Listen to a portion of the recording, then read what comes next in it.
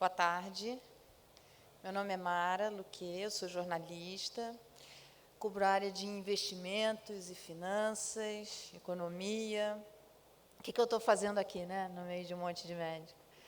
Foi um prazer receber esse convite para mediar esse debate, porque eu acho que esse é o grande desafio das famílias e dos governos e das políticas públicas no mundo inteiro. A gente vive um paradoxo, que é o aumento das tecnologias que estão nos fazendo viver mais e a falta de dinheiro para acessar essas tecnologias. Então, eu acho que esse painel é um painel que vai ser muito importante para todos nós, tanto em termos pessoais, quanto em termos de agentes econômicos, enfim, e agentes públicos também, em todas as áreas que trabalhamos. Bem, primeiro nós vamos seguir aqui. Eu não sou muito boa nisso, não, sabe? Mas de colocar ordem, assim, fazer tudo planejadinho. Mas vamos tentar fazer aqui direitinho pelo script. Primeiro nós vamos ver um filme sobre Todos contra o Câncer. Depois eu chamo os convidados aqui ao palco.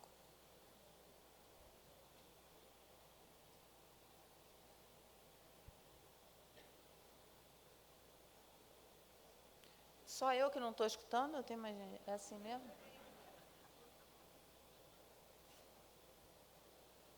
sei, pode ser uma estética nova, não sei, eu não entendo muito disso.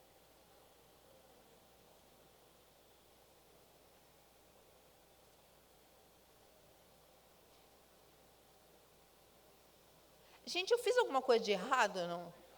Não? O problema não é comigo, não. Posso ficar? Tá, ok.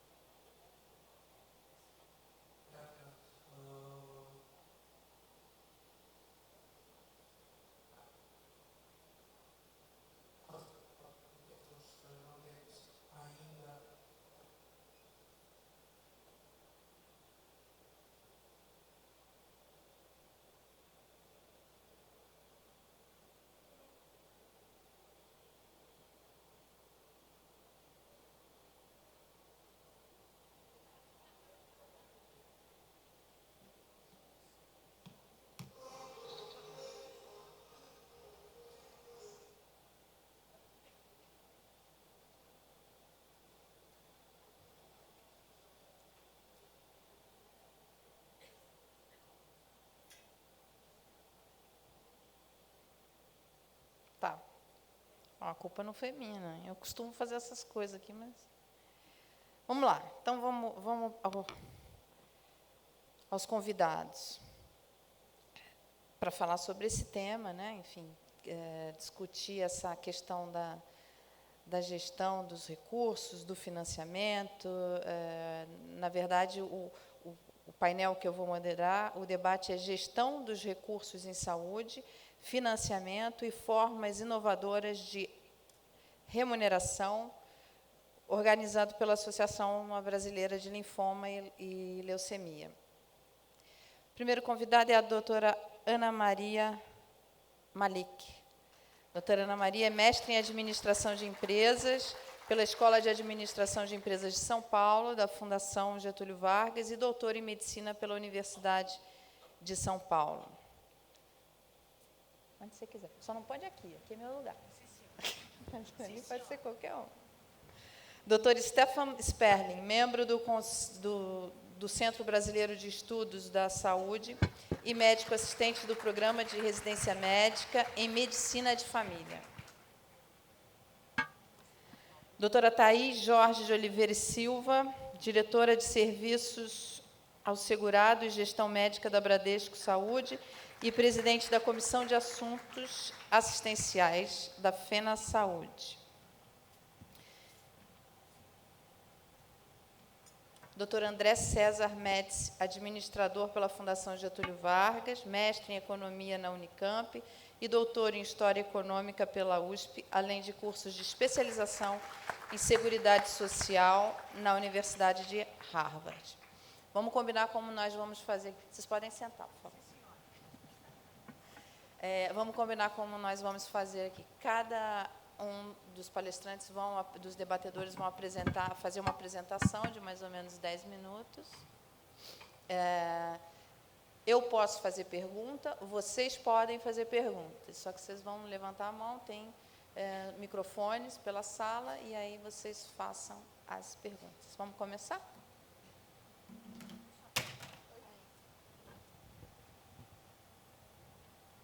Você precisa disso? Não, alguém precisa disso? Sim. Quer dizer, se alguém colocar a minha apresentação. Alguém coloca a minha apresentação, por favor? Enquanto isso, boa tarde. Como tem a questão do financiamento, eu paguei caro pela fotografia de 20 anos atrás que puseram aí. Mas, enfim, eu espero acertar. Então, vamos começar. Tem pouco tempo, então, o que eu queria, de fato, trazer para vocês é que o financiamento atual da saúde no Brasil, todo mundo sabe, mas eu sou a primeira a falar, então eu vou falar, chama Fee for Service, que significa pagamento por procedimento. Todo mundo sabe.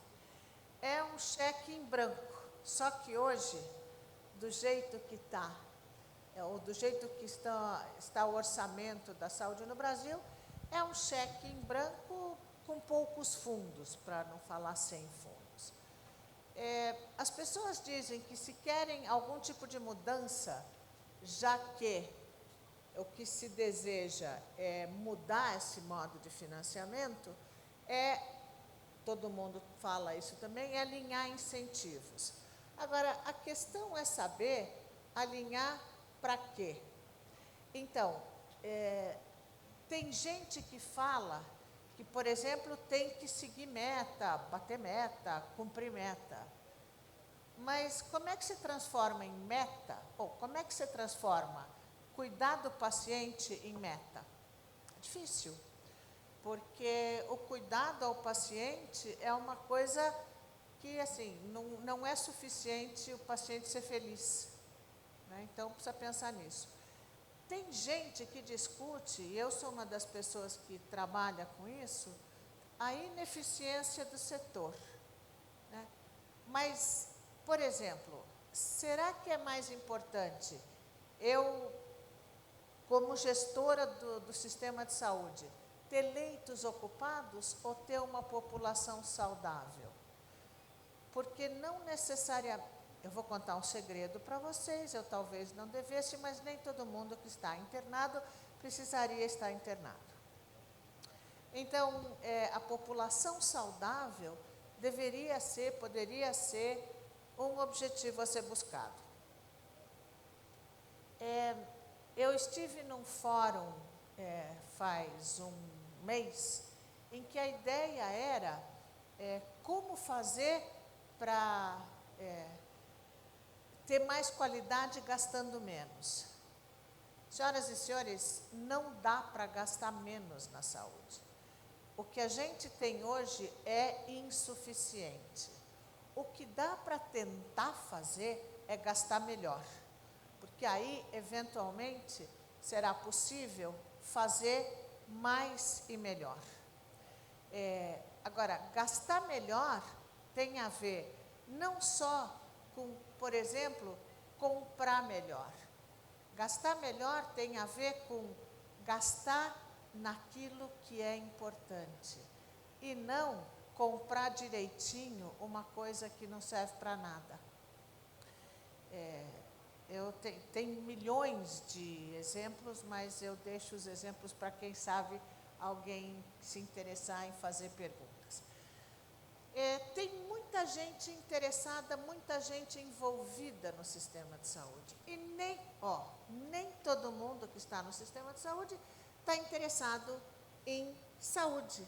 Muita gente no sistema de saúde está interessado em diversas coisas. Por exemplo, vendedor de software, tenho nada contra vendedor de software, eu sou eu sou uma usuária mais ou menos feliz dos recursos tecnológicos que existem, mas eu não sei se os vendedores de software estão interessados em saúde ou se eles estão interessados em vender software.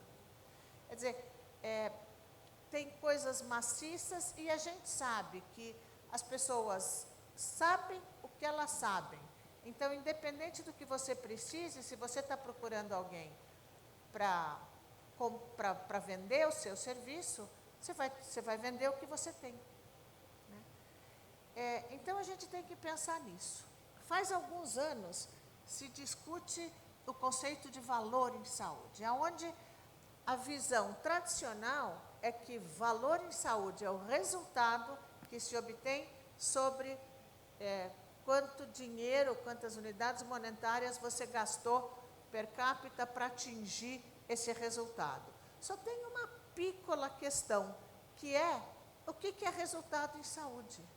Resultado em saúde, para mim, enquanto cidadã, pode ser uma coisa, resultado em saúde para o gestor de saúde pode ser outra, para o profissional pode ser uma terceira, para a indústria pode ser uma quarta, e assim vai. Então, o conceito de resultado é diferente. E hoje em dia, já tem gente trabalhando com um conceito um pouco mais elaborado, que envolve, por exemplo, appropriateness, que significa se aquilo tem cabimento ou não. Né? Tem um amigo meu que fala que no Brasil precisaria ter basicamente o Ministério do Cabimento, que devia ter 2 carimbos, tem cabimento ou não tem cabimento. O duro ia ser achar quem é que tem que ser o carimbador oficial, mas isso é outra discussão. Agora, a quantidade de coisa que não tem cabimento é grande, que não tem cabimento para se fazer ou para se pesquisar é grande. Então, se a gente lembra de quando a gente estudou aritmética, a gente aprendeu que qualquer coisa que se multiplica por 0 é 0. Então, se aquilo não tem cabimento, não existe valor possível. Aí tem o resultado e o serviço sobre desperdício. Porque, senhoras e senhores, o que se desperdiça é uma barbaridade. Na área da saúde, hoje em dia, uma outra coisa que está super difundida entre os gestores que fizeram cursos, quem não fez curso não conhece esses conceitos, é o do Triple Aim. O Triple Aim é o tríplice objetivo. Esse tríplice objetivo diz que você tem que obter a melhor saúde para a população, o melhor resultado para o paciente, ao melhor custo per capita. Agora a gente volta para a questão, o que é resultado para o paciente, o que é saúde da população. Então, o Goldstein é um artigo que saiu no começo do ano passado, falando, está tudo lindo, mas eu quero saber o que quer dizer saúde da população e quem é que está preocupado com isso. E depois falaram que, depois desse Triple Aim, né, do tríplice objetivo, descobriram que estava faltando o quarto, que nada disso vai acontecer se tudo isso não fizer sentido para o trabalhador de saúde e para o paciente. Não adianta você dizer, eu sei o que é melhor para você. Ele precisa achar que é melhor também. Ou seja, a gente precisa achar o que é melhor também. E hoje em dia, para quem estuda segurança, experiência do paciente, essas coisas todas, tem a questão do what matters to you, que significa o que é importante para você. Então, em inglês, de novo, se o paciente chega na sua frente, tem que perguntar what is the matter, ou o que está acontecendo com você. O pessoal que trabalha com isso sugere mudar o what is the matter por what matters to you, quer dizer, independente do que você esteja sentindo, ou além do que você está sentindo, o que é importante para você. Se é importante para você conseguir jogar bola, então vamos levar isso em conta. Se é importante para você ficar em casa, vamos levar isso em conta. Não é só fazer um diagnóstico e entrar para o tratamento. Isso aqui é só para mostrar o seguinte, o Brasil tem um sistema de saúde que começa, sabe Deus aonde, e na hora que termina, a gente vai discutir, talvez, doença crônico-degenerativa, mas se a gente olha para o Cadastro Nacional de Estabelecimentos de Saúde, uma série de serviços que estão aí listados, que tanto faz quais são, e que eles mesmos colocam os seus dados, não está claro que tipo de serviço é. Quer dizer, no Brasil, se você não está numa unidade básica de saúde, num ambulatório, ou num hospital de agudos, e você quer ir para outro lugar para obter tratamento, sabe Deus para onde você vai. Na nossa política de saúde falta isso. Para discutir financiamento de maneira inovadora, vamos lembrar que diferente não é inovador, diferente é só diferente. Então, uma coisa dá para pensar no resultado que você obtém para ser diferente na forma de pensar, em vez de ser por procedimento? Dá. O termo chique para falar nisso é desfecho. Dá para pensar no desfecho, mas, por exemplo, tempo em remissão, sobre média de tempo de remissão. Isso pode? E as exceções? Quer dizer, tem uma pessoa que trabalha comigo que tem 10 anos de sobrevida de câncer de pâncreas. Isso não existe no mundo, mas esse meu amigo é assim. Então, ele está em remissão por um tempo muito maior do que seria esperado. E aí, essa conta acaba não fechando. Ou adesão aos protocolos, que também é uma forma de remuneração do profissional. Mas em oncologia, como é que você faz com as novidades? Aqui no Brasil, teleatendimento, aquilo que você conversa com o WhatsApp pela equipe que toma conta de você, isso, atenção, quem faz isso, tanto o profissional quanto o paciente, está fora da lei, antes que eu esqueça. Vocês podem todos ser presos e vão depor em Curitiba. Mas, na verdade, é importante pensar o seguinte: aqui no Brasil alguém precisa autorizar isso, porque isso, com certeza, é mais inteligente do que a pessoa ter que ir. Um médico de família que conhece você faz 20 anos, ele não precisa ver você examinar da cabeça ao pé. Você pode falar, estou assim. Então, é possível. E aí, então, além de você conseguir fazer o teleatendimento, ele tem que ser pago, porque não basta fazer, alguém tem que pagar. O pessoal brinca que, assim, teleatendimento é legal, mas aí quem vai pagar? Então, a gente precisa estabelecer uma relação de confiança para ter esse pagamento. Acolhimento tem que acontecer em qualquer coisa. Aqui, neste evento, todo mundo está sendo muito bem acolhido. Então, isso é legal. Dá para pagar por isso? Não sei, mas isso faz parte. Como é que você distribui os valores da remuneração entre o profissional que cuida de você e o serviço aonde se aplica a quimioterapia? Eu diria que essa conta não necessariamente é justa na distribuição, mas tudo bem. Então, como é que fica a equipe multiprofissional? Como é que são, por salário? Será que isso é o jeito mais justo de trabalhar? Agora, novo de verdade é isso. Novo de verdade é pensar que saúde tem que ser pensado da hora que a cegonha traz você. Eu usei isso porque, claro, a gente não pode ficar falando de sexo, né, e concepção assim, público. Então, a cegonha traz o bebê até a hora que você vai para o crematório. Pensar diferente é isso, é pensar no ciclo de vida, além do ciclo de cuidado. Porque você, quando está saudável, continua sendo uma pessoa que merece estar sendo cuidada para continuar saudável. Você só vai na academia fazer exercício, só não, mas você deveria ir para continuar saudável, né? Não depois que você teve um treco e aí você vai para tentar melhorar. Então, eu só queria deixar isso para vocês, para a gente continuar discutindo e sugerir que vocês vejam todas as coisas maravilhosas que tem no GV Saúde. Obrigada. Eu não passei os meus 10 minutos.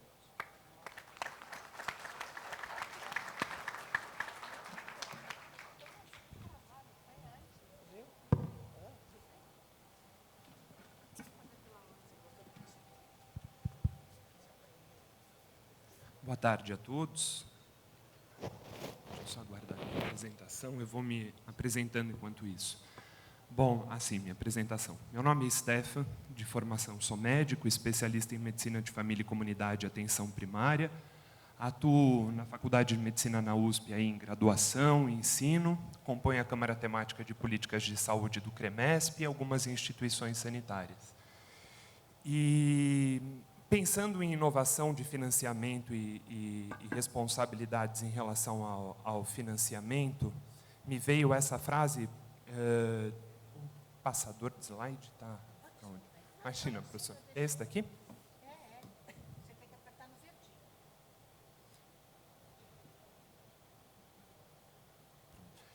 Me lembrei muito dessa frase do Dr. Michel Sidibé. Para quem não sabe, Dr. Michel Sidibé, ele é o diretor executivo da UNAIDS, na ONU. E quando nós falamos em inovação de financiamento, pensamos financiamento do sistema de saúde de uma forma geral, principalmente pensando em sistemas de saúde similares aos nossos, que são sistemas universais, a gente está pensando justamente nisso, em criar oportunidades políticas, porque o investimento em saúde não deixa de ser uma escolha política, por mais que tenha que ser orientado por técnica, para que a gente não produza desassistência ou para que a gente consiga promover um maior nível de cobertura em assistência para aqueles a que nós vamos beneficiar com os nossos cuidados. Por isso que o Dr. Michel Sidibé coloca de que, pensando em cobertura universal em saúde, efetivamente nós não estamos discutindo apenas saúde. Nós estamos discutindo promoção de direitos, redistribuição de oportunidades e, obviamente, pensando em um outro modelo a ser aplicado à sociedade. E aí, para o nosso encontro, mais do que para um desenho de fala, mas eu acho que é algo que precisa percorrer aí os nossos questionamentos e as nossas reflexões, principalmente para o atual desenvolvimento do nosso sistema de saúde, são algumas questões. Por exemplo, sistemas nacionais universais como o nosso. Quais são, de fato, as organizações mais custo-efetivas que estão colocadas? Atenção primária à saúde, o primary health care. Como a atenção primária em saúde pode promover uma rigidez, um investimento mais rígido, principalmente investimento sanitário, para os sistemas de saúde? Formas de contratação de profissional, que é aonde, principalmente dentro da atenção primária, eu quero me deter aqui, porque isso, infelizmente, é muito pouco discutido no país. Em um período em que a gente começa a pensar, por exemplo, revisão de legislações trabalhistas e direitos associados, a gente acaba passando ao largo, ou não questionando, principalmente dentro dos sistemas de saúde, que a forma como a gente remunera um profissional está diretamente ligada à forma como aquele profissional vai produzir cuidado, ou à forma como ele utiliza a sua técnica, o seu instrumental técnico, as suas competências e habilidades para produzir saúde. E que cada elemento dessa técnica do médico ou do outro profissional de saúde, quando colocado em prática, precisa ser auditado e precisa ter uma forma de remuneração diferenciada para não produzir iniquidades ou então para produzir equidade dentro do sistema de saúde. E algumas ideias do que seria um pacto aí pela universalidade, pela cobertura universal e justiça econômica. Bom, acredito que aqui a maioria tenha contato, mas para os que não têm, existe uma vasta literatura internacional a respeito, que depois pode ser compartilhada, mas os principais sistemas universais têm essa característica. São sistemas centrados em pessoas, então são sistemas que regulam a incorporação tecnológica e pensam a assistência às doenças, mas centralizando o cuidado de pessoas. São orientados pela atenção primária à saúde, pelo primary health care. São regionalizados, e regionalizados não significa necessariamente hierarquizado ou, enfim, fatiado entre os entes federativos, como ocorreu na nossa opção de sistema de saúde. Compõem os sistemas securitários nacionais, e aqui um elemento muito importante para que nós, principalmente numa mesa que debate inovação de gestão e financiamento, nós não nos coloquemos num mau lugar e cheguemos a más conclusões a respeito disso. São sistemas que regulam ou prescindem da saúde suplementar, e não sistemas que frequentemente provocam conflitos entre a saúde suplementar e a dita saúde pública ou a saúde estatal, como ocorre no nosso. Então, há um compromisso dos principais sistemas universais em promover acesso e reconhecer o papel da saúde suplementar, mesmo dentro desses sistemas, e regulá-la para que, de fato, isso possa produzir cuidado e não fortalecer conflitos históricos que muitas vezes têm levado só à desassistência e à desorganização. Aqui só um registro básico, uma imagem que é justamente isso, necessidade de saúde das pessoas no centro, entendendo que essas necessidades de saúde precisam de uma porta de entrada para o sistema, tanto que um dos nomes fantasia aí que se dá para a atenção primária à saúde nos principais sistemas universais é justamente GATE, e um apelido que se dá para os médicos de família na literatura internacional é justamente gatekeeper, aquele que vai proteger a porta de entrada dos sistemas, recordando que nós temos inúmeras iniquidades sociais, como nós já comentávamos antes, que entre nós, que são da ordem da justiça social, da forma como a sociedade está organizada, o que não significa que isso são contradições que precisam ser absorvidas para dentro do sistema. Existem formas mais adequadas de dar conta dessas contradições, como, por exemplo, a grande epidemia de obesidade, que é uma grande doença inflamatória que produz diversos agravos à saúde. É muito mais efetivo que haja uma política de controle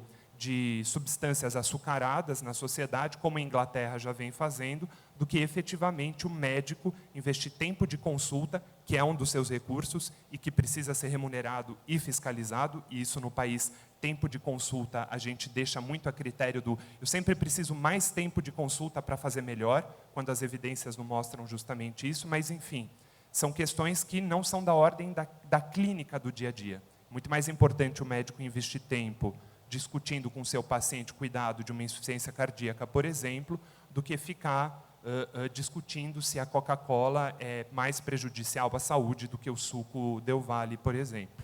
Isso é mais da ordem do controle da política pública. Aqui mais um outro registro para que nós entendamos, e aí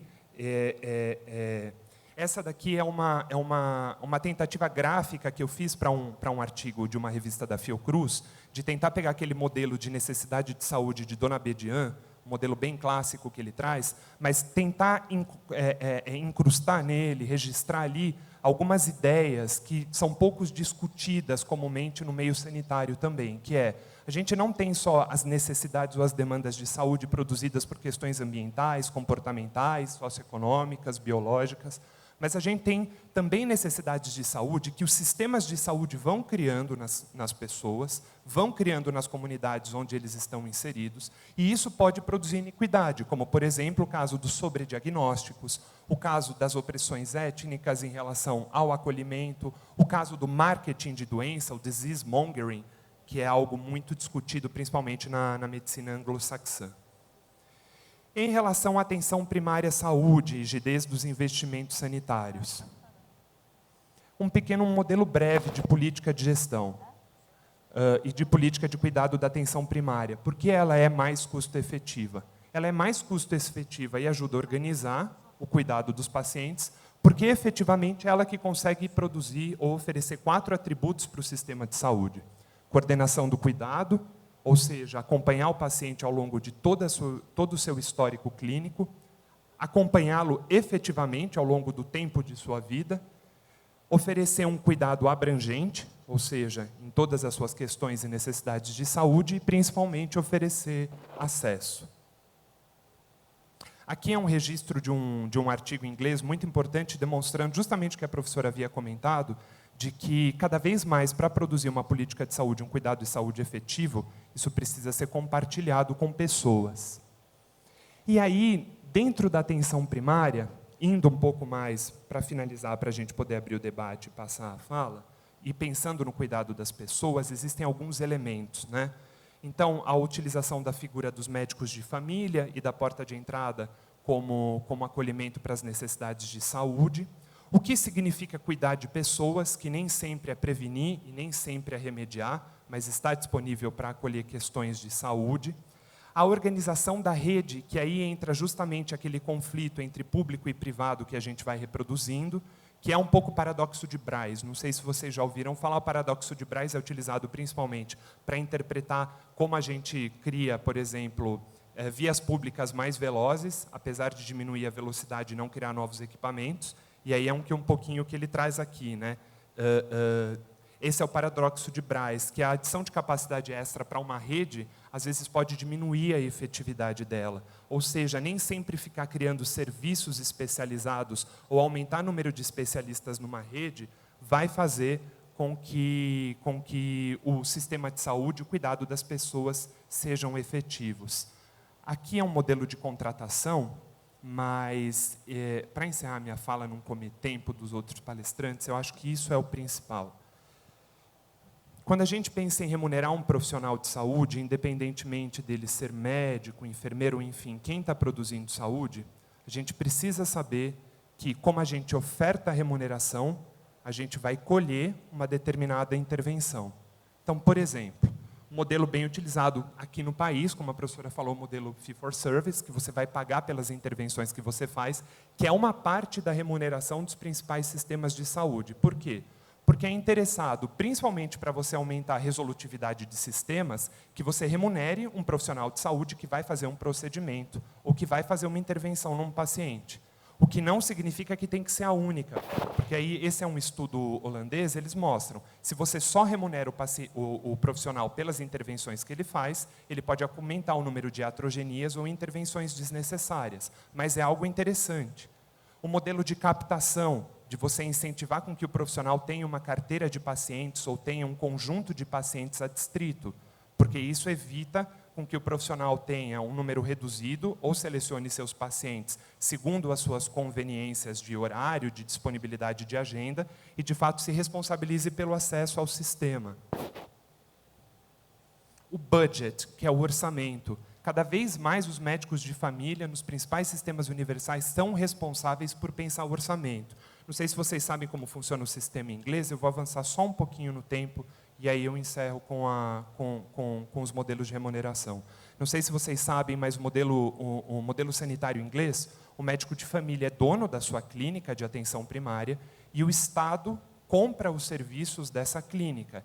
E uma das partes da contratação do médico de família é justamente ele se responsabilizar pelo orçamento sanitário daquela carteira de pacientes que a sua clínica vai ter adstrita. Ou seja, é o médico de família que precisa regular a contratação de um serviço de referência, é o médico de família que precisa estar atento às necessidades de insumo. Isso, no início, havia uma crítica sanitária muito forte de que seria, de certa forma, privatizar e terceirizar a gestão, enquanto outros médicos de família falavam que esse tipo de contratação pelo Estado seria socializar. E, na verdade, o sistema de saúde inglês demonstrou que não é bem nem uma coisa e nem outra. É simplesmente você fazer com que o profissional de saúde seja responsável pelo orçamento e, principalmente, pelo cuidado com os seus pacientes. Eu acho que a gente pode avançar nesse sentido, e essa é uma discussão que eu acho que cada vez mais a gente precisa fazer, da forma não só do financiamento, pensando justamente em como a gente dá um acesso universal para as pessoas, a forma do provimento, mas como nós queremos remunerar os profissionais e que profissionais nós queremos que nos atendam. Por exemplo, no sistema público, é um absurdo sanitário, em pleno século XXI, você procurar uma unidade básica de saúde e o médico te dá como uma devolutiva de que naquela unidade não se faz uma lavagem auricular ou não se faz um pequeno procedimento de sutura, uma retirada de um nevo, de um lipoma. Isso diminui a abrangência e a integralidade do sistema. Tanto quanto é extremamente perverso o conflito que é promovido entre a rede pública e a rede privada, e não se pensa na regulação do sistema de uma forma geral, de uma forma dilatada, justamente para oferecer acesso e cobertura ao cuidado da pessoa. Então, é uma coisa conjugada. A gente precisa pensar politicamente, como disse o Michel Sidibé, nas escolhas que a gente faz para o nosso sistema, mas precisa pensar tecnicamente na forma como a gente está remunerando e contratando esses serviços de profissionais. Porque simplesmente oferecer, por exemplo, um salário base e achar que o profissional vai dar conta de toda essa agenda complexa que ele tem que dar conta simplesmente por receber um salário base no final do mês, isso tem evidência científica suficiente acumulada de que não tem resolvido os problemas de saúde dos principais sistemas universais. Obrigado.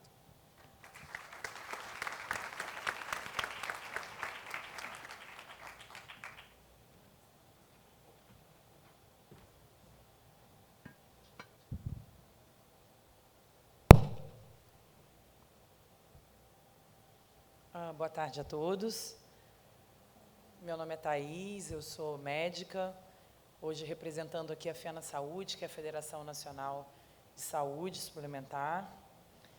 Não sei o quanto aí conhecem da FENA Saúde, né? Então, somos uma empresa, somos uma federação, na verdade, constituída desde 2007 e representamos aí 18 grupos de operadoras de planos privados que compõem 23 empresas de planos privados. Aqui é só para ilustrar em nome de quem eu falo hoje, né? Então, FENA Saúde, que representam essas empresas. A FENA Saúde hoje tem um papel muito importante nas discussões no mercado, onde se preconiza a fala e a discussão e a busca de melhores soluções para a saúde suplementar, para a saúde privada, mas é impossível hoje em dia falar de saúde suplementar e falar de saúde privada sem de alguma forma vincular isso também a todo o sistema público. Acreditamos que deixamos de ser suplementar há muito tempo. Talvez tenhamos nos tornados aí ao longo do tempo como mais substitutivos. Todas as vezes que nos convidam para falar sobre modelos de remuneração, financiamento, gestão de recurso na saúde, e é um tema que nós, Federação, gostamos muito, porque nos permite abrir as discussões e fazer com que as pessoas parem para refletir sobre o assunto, e cada vez mais tem tido essas discussões. A gente fica se perguntando qual é o modelo ideal, né? Se é que ele existe e se é que ele é único. Eu acho que esse é a grande pergunta que a gente precisa responder. Eu fiquei muito feliz da doutora Ana Maria e do doutor Stefano comentar sobre os tipos de modelos de remuneração que a gente tem hoje. Infelizmente, o Brasil ainda caminha pelo fee-for-service de forma muito ampla, e a gente começa a ver de uma forma muito tímida, mas não menos importante, algumas tentativas de mudança nesses modelos. E por que a saúde pública, que a saúde privada estaria tão interessada nesses novos modelos, já que a rigor existe um pagador de conta no outro lado, que é o cliente, seja ele o cliente final como pessoa física, seja ele um cliente corporativo como pessoa jurídica, né? A importância de se falar nisso é porque em algum momento a capacidade de financiar esse sistema privado será perdida. A gente já vive uma realidade assustadora atualmente, que é cada vez mais o avanço tecnológico, a velocidade com que a tecnologia avança, com que as novas descobertas acontecem, e graças a Deus elas acontecem. Eu estou há 11 anos no mercado de saúde suplementar, e eu gostei muito do exemplo do câncer de pâncreas, doutora Ana Maria, porque quando eu entrei no mercado de saúde suplementar, um paciente de câncer de pâncreas não vivia mais do que 3 meses. E hoje em dia, a sobrevida dele é muito maior, é infinitamente maior, porque a tecnologia está aí. Mas ela tem custo, ela tem um preço alto a ser pago, e a gente tem o desafio de racionalizar de forma efetiva a incorporação dessa tecnologia. Falando em saúde suplementar, e aqui estão os dados que nos fazem cada vez mais estar preocupados pelo modelo de remuneração, porque de janeiro de 2015 a dezembro de 2016, o mercado de saúde suplementar perdeu 2,5 milhões de beneficiários. É lógico que a gente entende que é muito do reflexo do momento do país. A contratação da saúde suplementar é muito vinculada à capacidade de pagamento da população, das empresas, mas é uma realidade muito assustadora para nós. E tão assustadora pelo fato de que, quando a gente olha, tem uma pesquisa muito recente que a gente cita muito, quando faz uma avaliação sobre os itens mais desejados pela população, plano de saúde é o terceiro item de desejo do brasileiro. Só perde atualmente para a educação e para a casa própria. A saúde suplementar hoje no país, dados da ANS, ela é responsável por aproximadamente 1,1 bilhão de procedimentos realizados todos os anos. O número é importante e fala por si só, no sentido de que nos tornamos, de fato, a saúde suplementar um instrumento super importante na questão da entrega da saúde para a população brasileira. E aí a gente fica se perguntando como dar continuidade a tudo isso, como aumentar essa sustentabilidade na questão da saúde suplementar e como encontrar formas de que o financiamento se torne capaz por parte das fontes pagadoras. Eu trouxe aqui, fiz um paradoxo super rápido, já que a gente está num evento sobre oncologia, né, para falar especificamente de oncologia, para que a gente se provoque a pensar em novos modelos.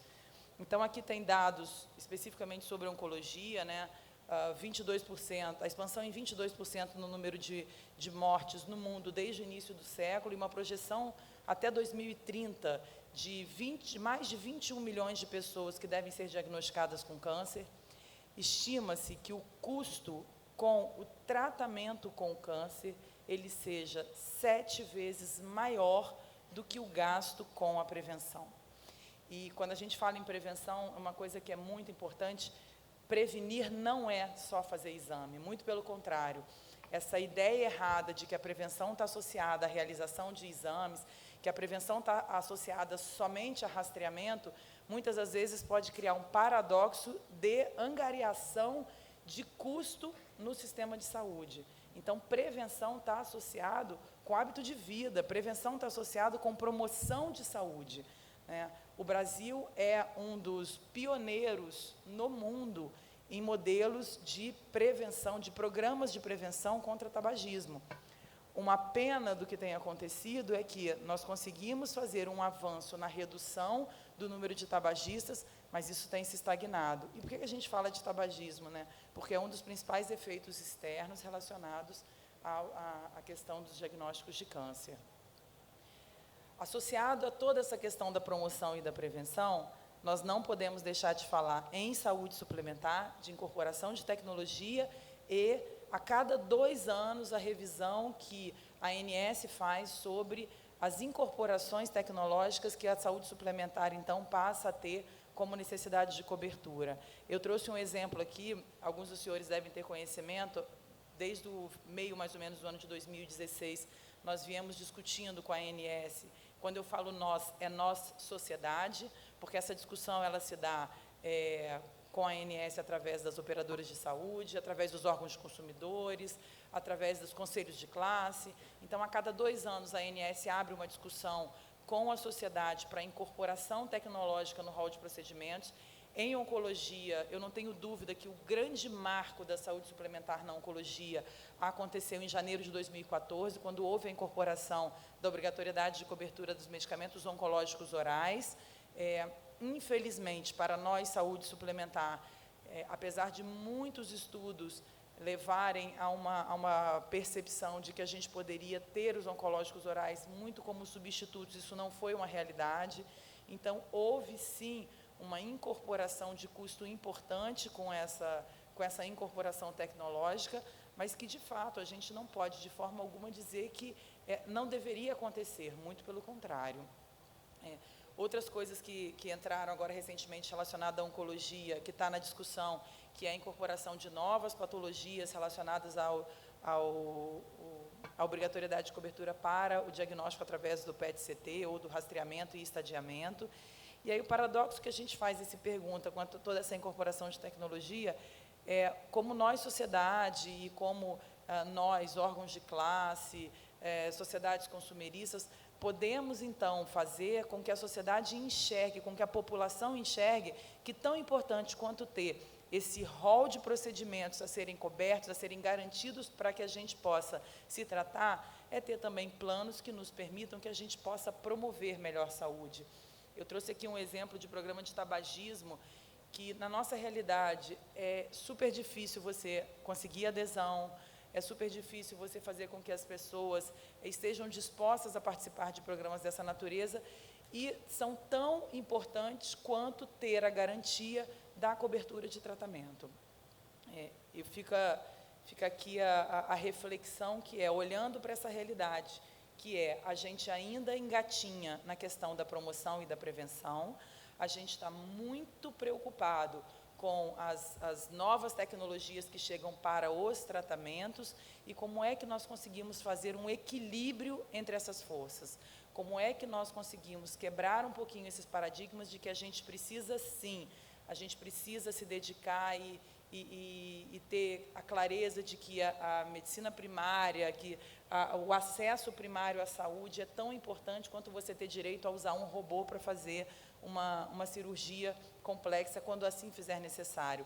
E tão importante quanto tudo isso é como é que a gente descobre formas de fazer com que essas realidades existentes possam ser usadas de forma racional para que nós não tenhamos, de fato, uma falência completa no sistema de saúde. Seja ele público, é o que a gente tanto critica, né, da sua realidade, da sua possível falência, mas do privado também. Essa conta, em algum momento, não mais conseguirá ser paga por todos nós. Então, eu deixo aqui a reflexão, tenho certeza que perguntas surgirão para que a gente possa avançar na discussão. Muito obrigada.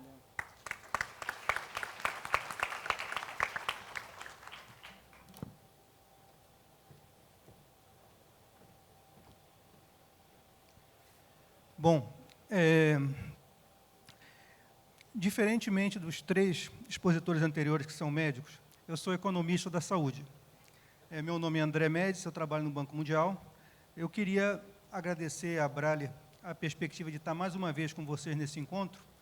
E as minhas reflexões vão ser um pouco em cima, né, da parte econômica da agenda desse painel.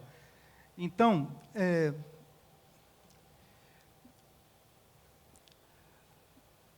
a proposta da mesa seria basicamente o seguinte, né? No Brasil, há anos, o sistema sofre com subfinanciamento.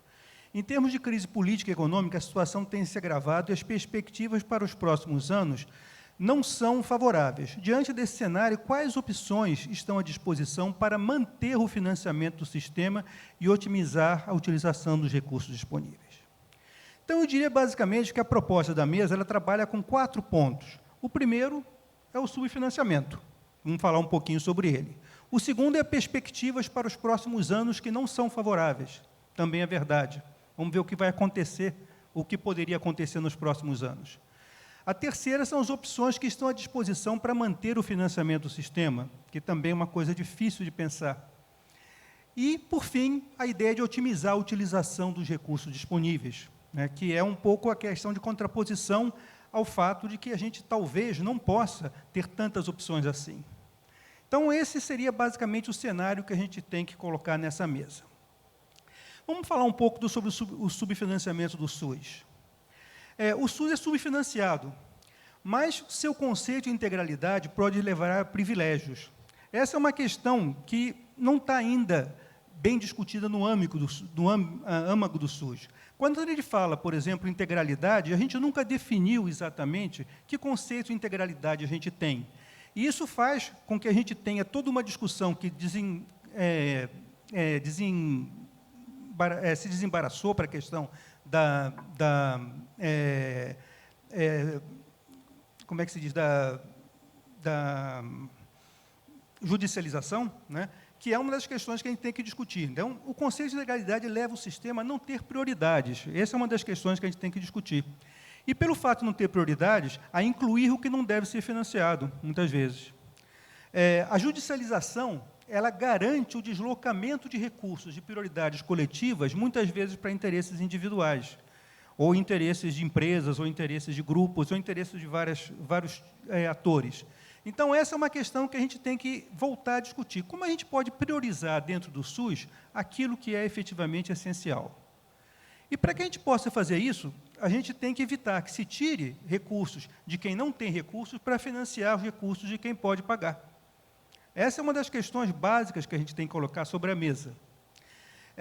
O dinheiro da judicialização acaba saindo das prioridades essenciais. Eu vi muitos casos de municípios que falam assim, puxa, eu vou ter que pagar uma sentença judicial de R$400 mil, e isso vai acabar com o meu programa de vacinação esse ano, de imunização esse ano. Então, essas são coisas que a gente tem que pensar exatamente onde a gente vai definir as prioridades e como a gente pode organizar esse tipo de estratégia. Um dos casos flagrantes disso é uma reportagem que vocês devem se lembrar, que saiu na revista Época, né, da Cristiane Segato, do paciente de $800 mil, né, que o SUS financiava, basicamente, quase R$800 mil, financiava esses recursos para uma pessoa só a cada ano, e o que era um absurdo, porque o que poderia ser feito com esses recursos era muito mais.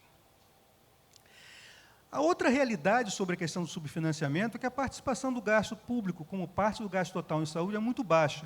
Se a gente observa a realidade de vários países aqui da América Latina, o Brasil é um dos que tem a menor participação do gasto público no gasto total de saúde. Em 2014, era em torno de 46%. Mas também existe uma outra realidade que é ainda pior. O Brasil, ele tem uma arrecadação fiscal de 36% do PIB, que é equivalente à arrecadação fiscal da Suécia. Mas desses 36% do PIB, né, que equivale ao gasto federal, o Brasil está gastando só 6,78% do gasto federal com saúde. Ou seja, é necessário que a gente pense exatamente que essa situação é uma situação que pode levar a grandes problemas. Essa é uma realidade que teria que mudar. Se a gente vê na distribuição dos gastos públicos em 2015, como é que eles se distribuíam, 39% vão para benefícios previdenciários, 18% para pessoal, pagamento de pessoal, exceto o pessoal de educação, né? Exceto saúde e educação, mas só de pessoal que não é saúde e educação. 17% vai para outras prioridades, 10% para benefícios assistenciais e só 8,8% para a saúde. Ou seja, necessariamente o Brasil é um país que teria que dar um pouco mais de prioridade aos gastos com saúde. Isso aí é uma coisa evidente. Agora, existe subfinanciamento da saúde no Brasil? Essa é uma questão que a gente tem que colocar. Existe, mas o conceito de integralidade, da forma como é aplicado no Brasil, distorce o tema do subfinanciamento. Então, essa é uma questão que a gente tem que dizer o que poderia ser feito com o recurso que é gasto com temas como a judicialização, por exemplo. A participação no gasto público em saúde como percentagem do gasto total em saúde e como porcentagem do gasto total do governo são ambas muito baixas. Portanto, aí essa é a expressão real do subfinanciamento. E o sistema, como é gratuito para todos, ele, em tese, financia quem não precisa, a quem precisa, na verdade. Mas também a quem não precisa de financiamento.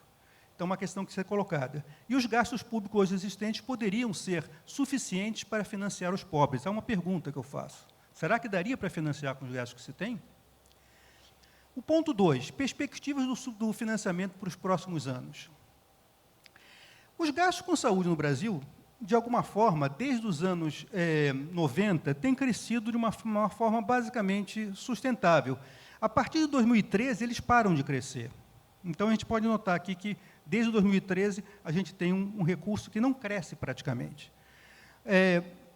De alguma forma, os gastos com saúde respondem também ao ciclo, nem sempre respondem ao ciclo econômico. Existem momentos onde se teve crise que os gastos cresceram mais. Então, a disposição de gastar mais com saúde é uma disposição política.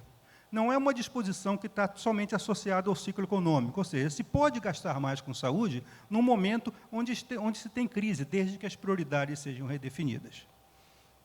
A outra coisa que eu queria colocar, né, é que a participação do gasto federal no gasto público também se reduz ao longo do tempo, porque aumentam muito a participação dos gastos dos estados e municípios. A gente pode ver aí como é que estados e municípios, hoje em dia, representam mais da metade do financiamento público total em saúde. E a outra questão é que a participação do gasto público no gasto total também se reduz ao longo do tempo. Ou seja, a gente vê aqui que a maior parte dos gastos com saúde hoje em dia no Brasil são em torno dos gastos de saúde das famílias diretos e com planos de saúde e dos gastos das empresas com planos de saúde. Ou seja, gasto público federal, público estadual e público municipal correspondem a uma parcela menor. A emenda constitucional 95, ela poderia garantir uma estabilidade dos recursos do SUS, né? Ou seja, o gasto federal. Mas, na verdade, o que a gente observa é que entre 2017 e se a gente tem, basicamente, a PEC sem um crescimento da receita, que é o que a gente vai ter, a gente vai ver que, basicamente, a partir de 2021, nós vamos começar a ter perda no orçamento da saúde. Se, nesse cenário, se não há o pagamento, por exemplo, dos restos a pagar, que é uma coisa que o governo já tem feito há muito tempo, a gente vai notar, basicamente, também, que, a partir de 2000, nesse caso, e 23, se equipara a situação, e a partir daí começa a perder. O único cenário onde é possível ganhar nessa perspectiva é se houver, efetivamente, um espaço fiscal para a saúde crescer, ou seja, se a economia começar a crescer, realmente pode-se gerar um espaço fiscal. Mas sem as reformas necessárias, será que a economia vai crescer efetivamente? Então, essa é uma questão que a gente tem que se perguntar também. E, além disso, a eficiência do sistema é baixa, quer dizer, os resultados são sofríveis. O que se reflete na opinião pública em relação ao SUS. A gente pode notar aqui que, basicamente, desde 2009, a taxa de aprovação do SUS, através das pesquisas do CNI, da Confederação Nacional de Indústria Ibope, vem caindo ao longo do tempo. Elas chegaram ao ano de 2016, o seu ponto mais baixo, cresceram um pouquinho, mas, mesmo assim, é uma taxa de rejeição muito alta. Então, quais são as perspectivas para o financiamento público da saúde nos próximos anos? O gasto público em saúde cresceu substancialmente nos últimos anos, mas a crise poderá reverter esse processo. A emenda constitucional 95 poderia garantir recursos adicionais para a saúde na recuperação sem comprometer a estabilização, mas só se houver recuperação. Se não houver, não. E sem aprovar reformas essenciais para o crescimento, os recursos não vão aparecer, e aí poderá colapsar o sistema. Além disso, falta investir na melhoria da eficiência do sistema, dado que as pesquisas mostram que o SUS não é aprovado pela população. É necessário reverter essa perspectiva. Quais são as opções para o financiamento da saúde no Brasil? Bom, uma delas que a gente pode perguntar, o SUS atende mais aos pobres, mas, mesmo assim, os que não são pobres usam o sistema. A gente pode notar aqui uma distribuição dos recursos que a gente tem entre a atenção primária SUS, pagamento de hospitais SUS, né? Atenção primária SUS, que seria a área verde, pagamento de hospitais SUS, que é a área vermelha, e gastos privados, em tudo, né? Atenção primária, tudo, que é a área azul. E a gente pode notar aqui que nos quintis de renda, o rico, que seria o quarto quintil, e os 20% mais ricos, existe uma utilização substancial do recurso do SUS. Ou seja, esses recursos, daí, na verdade, ainda que se utilize mais, por exemplo, no quintil mais rico, o setor privado, o SUS ainda tem uma participação essencial. Também, nesse processo, o número de beneficiários das operadoras de planos de saúde, né, como já foi observado aqui pela minha antecessora, estão começando a cair. Então, ainda existe uma preferência da sociedade, hoje em dia, por essa rejeição ao SUS, é ter um plano privado. Mas, na verdade, essa opção, do ponto de vista financeiro, está cada vez menor. Então, quais são as opções para o financiamento da saúde, né? Fazer a conta de quanto custa a saúde dos pobres e garantir esses recursos. É necessário, talvez, dar prioridade aos pobres com os recursos que se tem. Mas ninguém faz essa conta. Eu nunca vi essa conta feita. Quanto custa para cobrir a saúde da população mais pobre e que não tem capacidade de pagar? Aumentar as opções de financiamento da saúde para quem pode pagar. Essa seria também uma solução nesse processo. Aumentar as sinergias entre o financiamento público e privado de saúde, porque hoje já foi falado de manhã, e agora nessa mesa também todos já falaram aqui, não existe essa dicotomia entre público e privado. É importante que os dois trabalhem de uma forma sinérgica e integrada.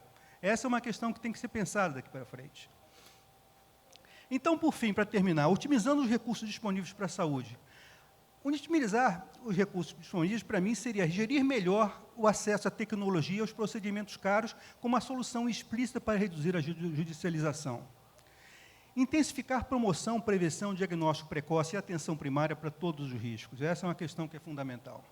Utilizar modalidades de acesso com maior uso de pessoal qualificado e cuidado integral em cada unidade de saúde, ou seja, é necessário que as unidades de saúde tenham uma capacidade resolutiva cada vez maior, porque hoje em dia não se tem isso. A ideia, por exemplo, das Accountable Care Organizations nos Estados Unidos, né, que são baseadas em atenção primária, eu acho que ela responde justamente por esse tipo de coisa. E passar do pagamento por serviços, no fee for service, para o pagamento por valor e do pagamento por performance. Eu poderia falar um pouco mais sobre a questão de sistema de remuneração, mas aí, fazendo um pouco da propaganda, né, tem um capítulo de um livro que a Ana Maria organizou, junto com o Gonçalo, né, sobre serviço de saúde no Brasil que eu escrevi sobre questão de forma de remuneração. E ali tem alguma discussão interessante para vocês poderem ver. Muito obrigado.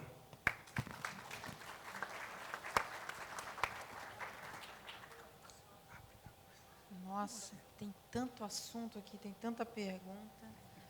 Bem, só para lembrar que vocês podem fazer perguntas, é só pedir o microfone, vocês podem participar aqui da conversa. Esse tema é tão relevante para a sociedade brasileira, para as famílias, porque, veja só, você tem, nesse setor, o médico, as empresas operadoras de saúde, os hospitais, todos eles reclamam que têm problemas de remuneração. Então, assim, as empresas não estão recebendo, quer dizer, estão até perdendo. Eu acho que até me surpreendeu esse número que você deu, Thaís, porque eu achei até que fosse maior, porque muita gente, por conta do desemprego, né? Eu acho que ele tende a aumentar, porque foram demitidos, mas ainda estão usando o plano de saúde. Esse número deve aumentar. Os médicos, que também não reclamam da remuneração, enfim, as empresas também, as operadoras falando por conta do aumento da tecnologia, e você tem a tecnologia, só que ela é muito cara. Só para colocar mais pimenta nesse debate, eu vou contar uma história pessoal, minha experiência como consumidora. Há 3 meses, eu mudei meu plano de saúde. Eu pagava no plano de saúde, meu plano de saúde chegou a um patamar que eu estava pagando R$17 mil por mês. Tudo bem, tem eu, minha mãe, minha irmã e meus 2 sobrinhos nessa apólice. É uma apólice PJ. E tem todas essas pessoas. E plano de saúde sempre foi no orçamento uma questão assim de prioridade para mim, porque minha família tem um histórico de câncer, eu tenho alta probabilidade, minha irmã também, enfim, então a gente sempre colocou isso. E aí a importância do médico, né? Do médico de família, um médico para chamar de seu. O meu médico, que está com a nossa família há, sei lá, 15 anos, que trata de todo mundo há 15 anos, né? É um mastologista, e ele é do Samaritano. E muita coisa do que a gente fazia era no Samaritano. Mas no nosso plano tinha o Sírio. E quando chegou a esse patamar, eu tive uma conversa com ele, falei, escuta, eu vou perder muito em termos de tecnologia se abrir mão do Sírio, né, no meu plano de saúde? E ele falou, não. Eu falei, bem, então por que eu estou pagando isso? Para vocês terem uma ideia, simplesmente cortar o Sírio e o Einstein, que são excelentes hospitais, hein? Não estou falando aqui mal do hospital, estou falando mal de mim, que não ganho o suficiente para pagar eles. Mas simplesmente tirando o Sírio e o Einstein, o plano de saúde da minha família caiu para R$6 mil, uma economia de R$11 mil por mês. Então, isso é um caso real, eu mostro para vocês as apólices, se vocês quiserem. Então, assim, a importância dessa conversa com o médico, da família participar, essa questão que você colocou muito bem, né, de onde vem o financiamento privado, porque a gente tem que pensar que tem muitas pessoas que não têm dinheiro, e a gente acaba financiando quem pode pagar. Existe uma discussão hoje para a regulamentação do PGBL Saúde, por exemplo, que não sai. E, poxa, seria importante que as pessoas guardassem dinheiro para o seu plano de saúde, porque vai ter um problema. No plano de saúde é para pagar médico particular, enfim, porque o problema vai ser o seguinte, as pessoas estão vivendo mais e depois dos 60, aposentado, não tem mais a empresa para pagar. E aos 60 é quando fica mais caro o plano de saúde. Como é que vai resolver isso? Quem vai pagar isso? Outra questão, a doutora colocou os leitos ocupados por quem não precisa ocupar. Vivenciei isso também. Minha avó viveu até os 100 anos. E nos últimos anos da vida dela, ela tinha um problema seríssimo de válvula. E nos últimos, o cuidado paliativo, quer dizer, ela estava no hospital, ficando no hospital a maior parte do tempo. Ela não queria ficar no hospital. Nós não queríamos que ela ficasse no hospital. O plano de saúde não queria que ela ficasse no hospital. E ela estava no hospital. Numa situação que todos nós sabíamos que não tinha. Eu falei para ela cárcere privado. É isso mesmo. Então, assim, isso dá a dimensão, a gente fica discutindo aqui, a gente vê umas discussões hoje que tem na mídia, e esse problema é fundamental para questões de políticas públicas, a questão de orçamento. Se tiver crescimento, você precisa ter crescimento para ter uma folga fiscal. Se tiver reforma, porque mesmo com crescimento, sem as reformas, não tem dinheiro para pagar, para financiar. Se não tiver essa PEC dos gastos, aí ela limita isso. Então, não vai ter. Se não tiver reforma de Previdência, esquece. O dinheiro vai todo para pagar a aposentadoria. Esquece. Então, tudo isso tem que ser colocado, enfim, na mesa de discussão de toda a sociedade. Então, a minha primeira pergunta, vou começar aqui a seguir essa... Primeira pergunta, doutora Ana Maria, é em relação a isso. Como é que faz para resolver essa questão de quando ir para o hospital? Quando é que tem que ficar no hospital ou não? E aí uma questão que eu queria colocar para vocês, a questão da prevenção, né? Eu levei uma bronca lá, porque eu falei, não, prevenção e tal, porque a gente associa, eles me deram bronca lá na salinha, porque a gente associa prevenção a exames de diagnóstico, só. Então, vai todo mundo lá, faz check-up, mas fuma, não faz exercício, come embutido, essas coisas, né? Então, eu queria que você falasse um pouco sobre essas questões. Bom, eu queria começar, obrigada pela provocação, né? Mas eu queria começar dizendo que tem mais gente envolvida nesse negócio do que médico, operadora e paciente.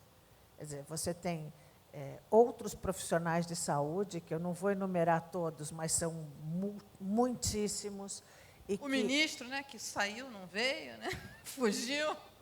Você que falou. Mas não quis participar desse debate. Não estava na hora para ele participar desse debate. Mas eu queria falar dos profissionais que, por exemplo, em inglês se chamam clinicians, que são os profissionais da assistência. Aí entra o enfermeiro, o físio, o fono, o TO, o nutricionista, o farmacêutico, enfim, uma série de profissionais que pode ajudar a não jogar dinheiro fora. Tem a indústria, que também consome dinheiro da saúde, porque tem custo.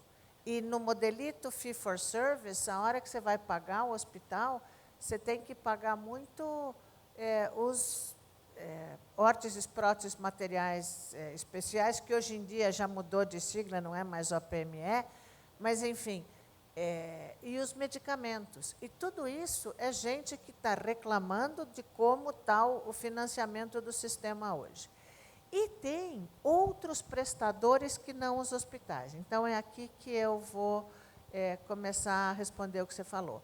Quer dizer, na verdade, existe, depois que o cidadão sai da sua casa, porque a vantagem do programa, da estratégia de saúde da família, é que é uma grande mudança, é uma revolução, porque a ideia é que o cidadão esteja na sua casa e o sistema de saúde vai até a casa dele para ver em que condições ele mora, para ver o que está acontecendo, se tem alguma coisa errada, para tentar identificar necessidades. Mas, depois que ele sai da casa dele e vai procurar o sistema de saúde, tem poucas respostas que o sistema, de fato, lhe dá, aqui no Brasil. Então, aqui no Brasil, haveria até a volta para casa mediante assistência domiciliar, passando por a sua avó, não precisava ir para paliativos. Ela poderia ir para serviços que cuidam de crônicos, lares abrigados e que tais. Então, na verdade, o nosso modelo é capenga. Capenga não é uma palavra elegante, mas o nosso modelo é capenga. O brasileiro curte um pronto-socorro, o brasileiro adora um médico, porque a hora que ele vai para o pronto-socorro tem exame, tem... Socializa. Nossa, e assim, Já existe uma série de tentativas de, por exemplo, para fazer distribuição de medicamentos, você pode ir na unidade básica de saúde, buscar e tudo. Não, com muita frequência o brasileiro quer ir no pronto-socorro, porque lá sim tem equipamento, tem um exame, tem um monte de gente de branco, de vez em quando tem até sangue, mas tem gente que gosta, tem gente que prefere não. Então, a gente precisa pensar nisso, quer dizer, como você faz para evitar que se use desnecessariamente os leitos?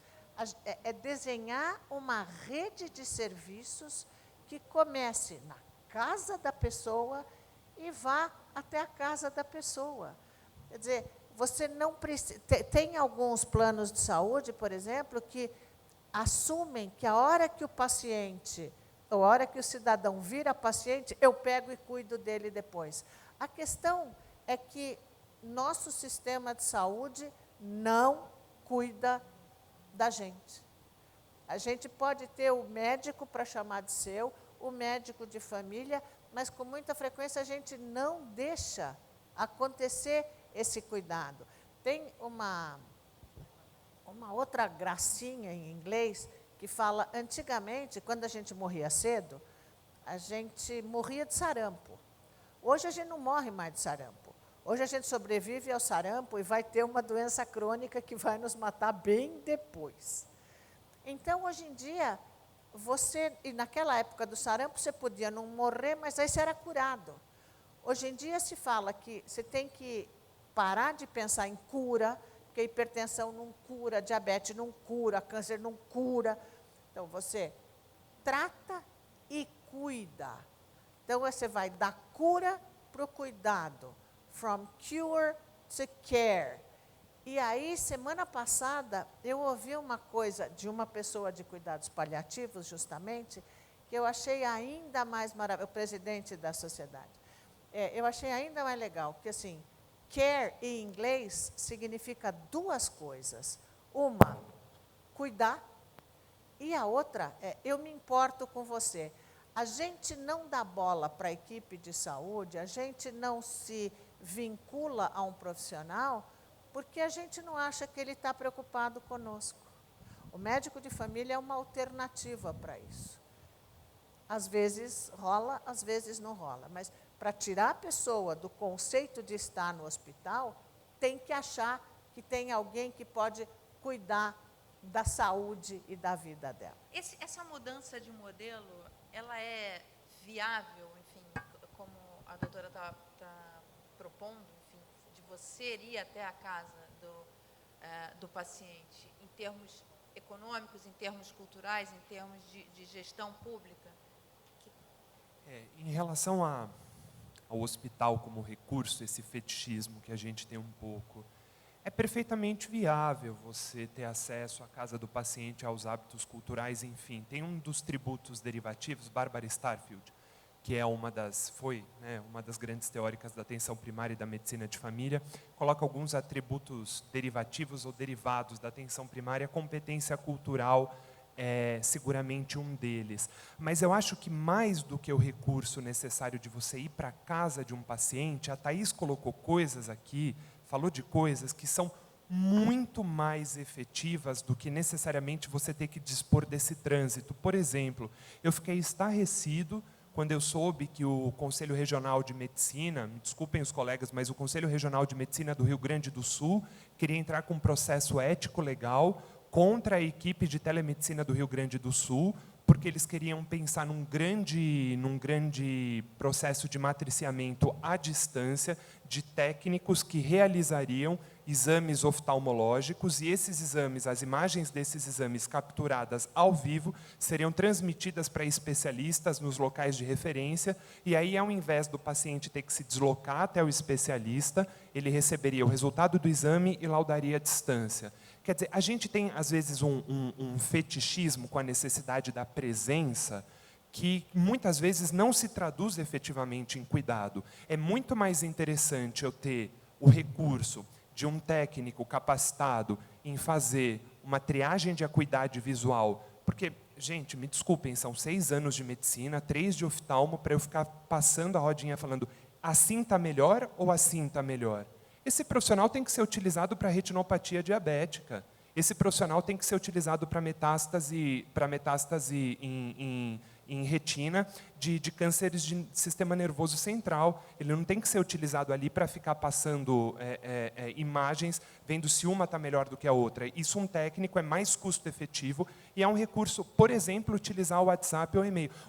A agenda do médico de família na Inglaterra e na Holanda é liberada. Ele tem períodos liberados em que ele recebe telefonemas e responde e-mails de seus pacientes, que pode ser uma alternativa bem custo-efetiva para a consultagem em casa. E aí outra questão, né? Eu coloco aqui a questão da atenção primária dessa forma, eu fiquei lembrando daquele filme Casamento Grego, né? Que aquele vovozinho lá utilizava o Vidrex como panaceia para tudo. Eu não estou querendo dizer que a atenção primária é o Vidrex dos sistemas de saúde, que você pode ir lá, qualquer coisa que você tem, passar a atenção primária que vai dar certo. Não é isso.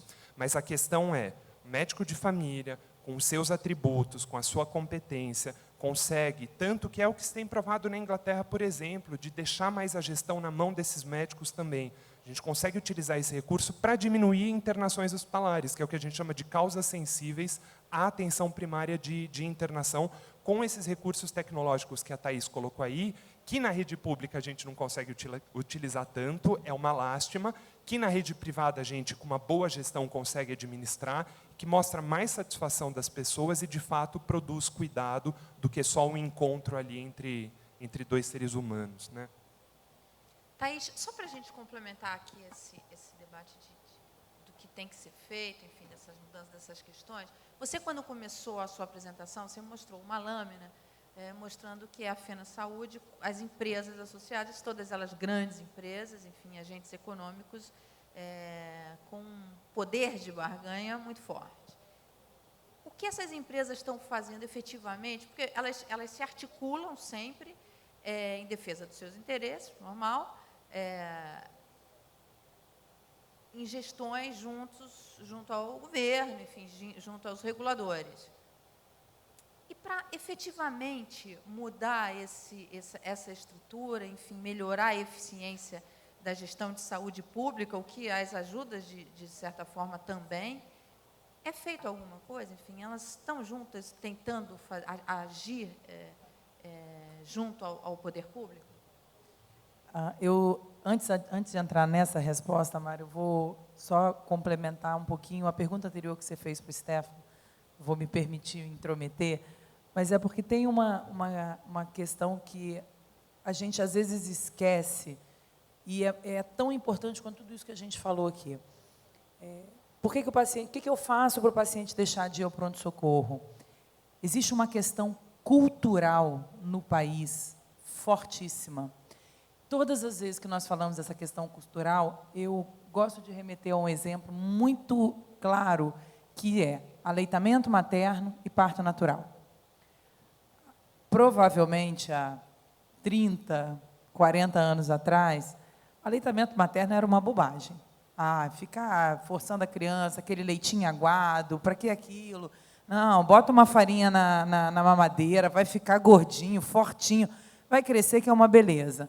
Até que se estudou, se entendeu a importância do leite materno, quanto aquilo era fundamental, mas não ocorreu nenhuma mudança cultural com menos de 10, 15 anos para que as mães entendessem a importância de amamentar.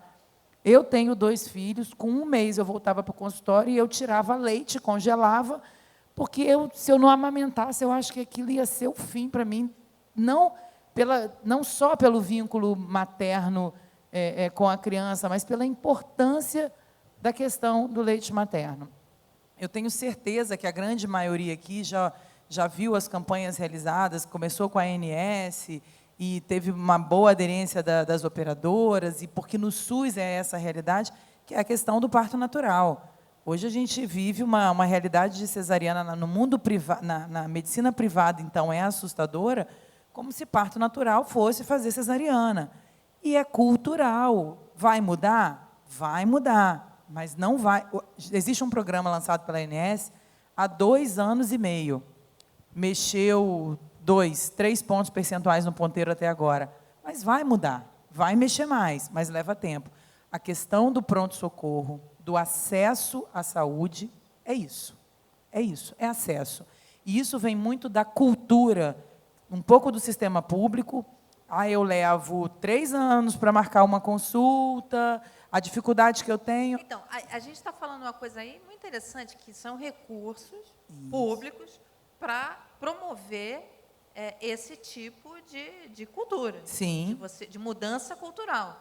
Você, enfim, ter propagandas, ter ações nas escolas públicas, enfim, para que as pessoas passem por esse processo de mudança cultural. Perfeito. E aí eu acho que tem 2 desafios nisso, que é como é que você estrutura informação para que as pessoas entendam e possam começar a mudar o seu mindset, a mudar a sua forma de enxergar aquilo. Agora, também como é que você reestrutura o sistema para apoiar essa mudança cultural. Não adianta fazer grandes campanhas se eu não tiver um sistema reestruturado. E aí vem um pouco da questão da integralidade. Eu preciso que toda a parte de atendimento primário seja feito pelo governo. O governo não pode contratar isso do sistema público e gastar muito menos, ter uma qualidade muito maior e dar acesso. Então, existe o desafio da mudança cultural, mas ela precisa estar amparada por uma reestruturação. E isso não é só do público, isso também é do privado. E no privado, a grande maioria das operadoras tem feito grandes investimentos em atrair. Como é que você atrai o beneficiário para dentro do sistema privado? Há 3, 4 anos atrás, o Stefan está aqui que não me deixa mentir, ninguém tinha médico de família referenciado dentro do plano de saúde. Hoje em dia tem. Ninguém incentivava que um beneficiário que procurasse determinados grupos de médicos, ele poderia ter até um benefício financeiro. Não paga coparticipação se você for, primeiro, num médico de família, num médico generalista. Mas ainda são movimentos tímidos, a gente precisa se estruturar melhor em relação a isso. Acho que a FENA Saúde tem aberto muito essas discussões, e aí agora, de fato, respondendo a pergunta, a gente tem feito atuações muito presentes junto ao governo, junto à Câmara de Deputados, não só relacionada nas questões de legislação que sejam importantes para o sistema como um todo, que a gente não está falando de legislação privada, a gente está falando de iniciativas que possam, de fato, mudar a estrutura da saúde. E é muito duro falar isso, mas o quão difícil é, de fato, tirar de dentro da gaveta os projetos que poderiam ser realmente importantes para a população. Quando a gente fala num PGBL Saúde, num VGBL Saúde, é assustador há quanto tempo isso engatinha e não anda por questões políticas. Porque aí, sim, eu concordo plenamente. A vontade de fazer saúde dar certo é muito mais política. É menos financiamento e muito mais política. Essa questão do PGBL Saúde eu acho emblemática, porque você pode juntar a previdência com a saúde, você cria uma consciência nas famílias, porque as famílias têm orçamento e não prestam Como foi atenção. criada a consciência da previdência privada para a aposentadoria. Exatamente. Hoje em dia é super comum você estar num grupo de pessoas jovens que estão com 25, 30 anos e já falam em previdência privada. Tem hoje no Brasil famílias que buscam isso no exterior. Então estão contratando esses planos lá fora, né? Bem, agora fechando aqui essa nossa primeira rodada, André, eu queria que você falasse um pouco, a gente falou aqui dos agentes envolvidos, enfim, dos recursos. Agora, tem um setor, né, vou falar uma experiência própria, que são os advogados, essa questão da judicialização. Porque quando a minha avó estava no hospital, por exemplo, eu fui procurada por vários advogados que falaram: olha, a gente na justiça consegue dela ter essas coisas, tratamento em casa, tudo em casa, não sei o quê. Então, eu falei: olha, nem vou mexer com isso, porque eu já tenho problema suficiente. E o que eu quero é só que o plano faça e tal. E me acertei lá com o plano e ela colocou. Mas eu fiquei espantada com a quantidade de pessoas que me abordaram dizendo, não, no hospital, as pessoas que estavam ali comigo na sala ali, na antessala ali da UTI e tal, falaram, não, isso daí você faz, eu te conheço uma advogada que faz assim. Existe uma indústria disso. Sim, eu acho que essa é uma questão que não é só brasileira, é uma questão internacional. Eu diria que talvez o primeiro sintoma que apareceu ao nível internacional dessa questão do tema de como a justiça é importante na saúde foi nos Estados Unidos, né? Nos Estados Unidos, se você observa bem, quer dizer, dos gastos em saúde, mais ou menos 20% são gastos que vão para questões judiciais. Por quê? Porque sempre existem brechas na forma como se organiza a cobertura, né? Como se dá especificamente os erros médicos e como você pode, de alguma forma, ganhar dinheiro. E tem muitos, não digo que são todos, mas tem muita gente que trabalha na justiça e que trabalha justamente buscando as brechas de oportunidade para esse tipo de questão.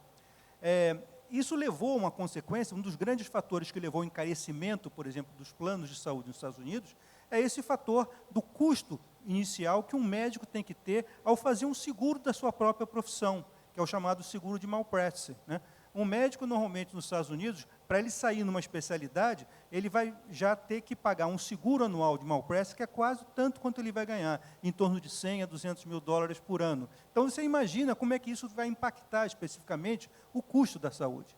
Essa é uma questão que efetivamente tem que ser pensada, porque também na América Latina começou a ser traduzida de uma outra forma. A Colômbia é um dos países que, que tem o maior nível de judicialização, muito maior que o do Brasil. Eles chegaram a um nível onde basicamente 20% da população, em determinado momento, começou a demandar, ao ponto de que a Corte Constitucional da Colômbia teve que intervir para começar a fazer um determinado tipo de processo para reverter esse tipo de questão. De todos os modos, quer dizer, no Brasil, a judicialização é um fenômeno que tem sido crescente. Alguns estados têm tido soluções, de alguma forma, de como resolver essa questão. Por exemplo, muitos estados, quer dizer, o caso acho que do Rio de Janeiro, em algum momento, eles começaram a contratar médicos, né, especialistas, para assessorar os juízes, porque quando você chega para uma causa, para um juiz, e diz que aquilo dali vai levar à morte do paciente, que não tem alternativa, o juiz não tem nenhuma informação médica. Ele tem que ter especificamente um determinado tipo de background para saber se aquilo é ou não é. Então, ele passa a utilizar como consultor um corpo de médico que vai dizer se aquele procedimento é adequado ou não é. E, com isso, você começa a colocar as coisas um pouco nos eixos. Logicamente que o Brasil é muito grande e você não tem pessoas para dar assessoria em todas as partes.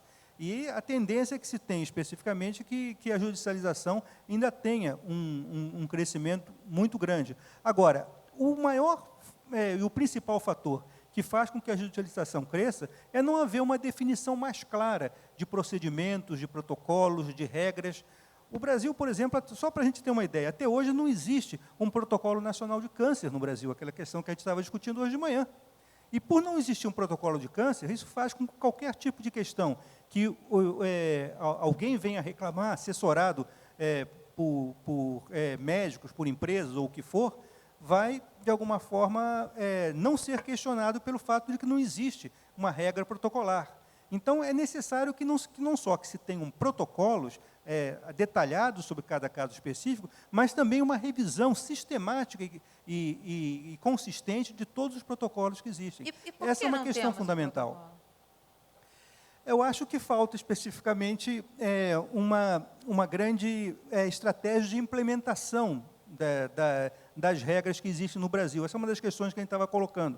O SUS, quando a gente lê, por exemplo, estava sendo falado isso de manhã, se você lê basicamente as regras básicas do SUS, elas estão, em geral, perfeitas. A questão é como você avança especificamente da definição para a implementação. E a implementação exige que se tenha muito mais trabalho de equipes técnicas e a definição de processos que são mais específicos. Isso falta.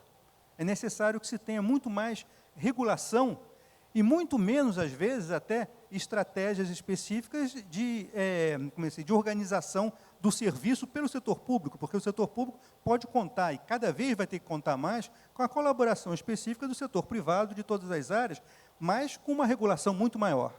Se você não tem a regulação, esse processo vai ser muito difícil. Uma pergunta para vocês quatro. Será que não falta uma conscientização da população? Porque, no final das contas, quem paga essa conta é a população, mesmo a questão da judicialização, porque se isso encarece para o plano de saúde, ele bota isso no preço. Enfim, será que um esclarecimento, um esforço, enfim, de trazer esse debate não pode...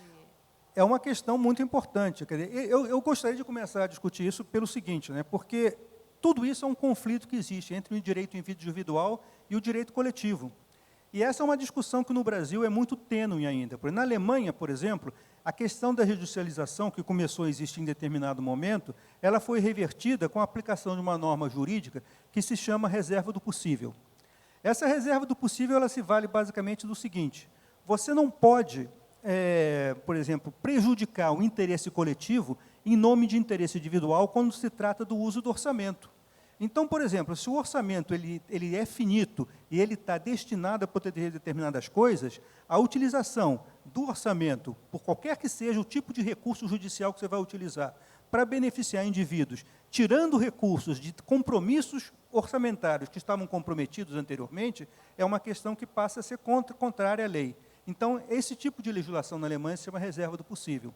É necessário, de alguma forma, discutir um pouco com a população também esse tema, porque, normalmente, as pessoas que são levadas a fazer o aspecto de judicialização, eu não estou dizendo que toda judicialização é ruim, algumas delas são verdadeiras, algumas delas estão baseadas em fatos de descumprimento, especificamente, das regras existentes, mas aquelas que não estão, não é a pessoa, não é o indivíduo que vai ter consciência disso, ele está defendendo o seu interesse particular.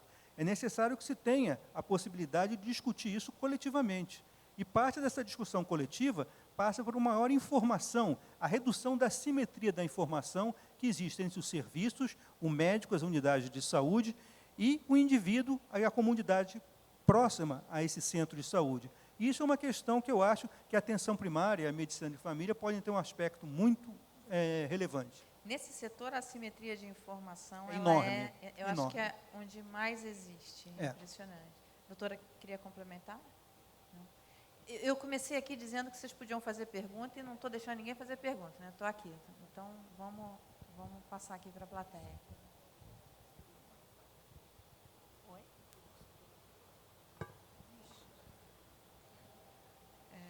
Boa tarde. Cláudia, eu gostaria de fazer uma pergunta para a doutora Ana Maria e para o doutor André também, que eu já o conheço do ano passado. Doutora, por que a senhora falou da prevenção, né? E a doutora Thais também. Por que as organizações não pensam na prevenção? Porque a gente costuma ver só no SUS a questão da prevenção para as doenças no tratamento. Por que isso não vem para o sistema particular também? Porque a gente tem uma ordem do Ministério da Saúde, nas equipes multidisciplinares, do profissional de educação física. E por que isso não tem no particular? Por que o sistema particular do Serviço Suplementar de Saúde não acompanha? E na questão... no artigo 96 da Constituição, doutor André, onde que está escrito que a judicialização, no caso, o atendimento da saúde é um privilégio individual, que não é coletivo? Que eu também não sei isso. Obrigada. Então, Então, eu, mais uma vez, obrigada pela pergunta. A questão da prevenção, ela é muito interessante, porque as pessoas têm uma ilusão de que, se fizer prevenção, os custos vão diminuir. Não vão, não.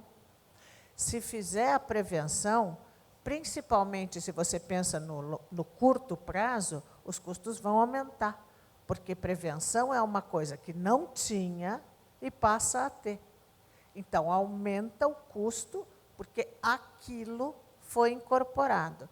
Você precisa ter uma visão de longo prazo, tanto no setor público quanto no setor privado, para fazer isso.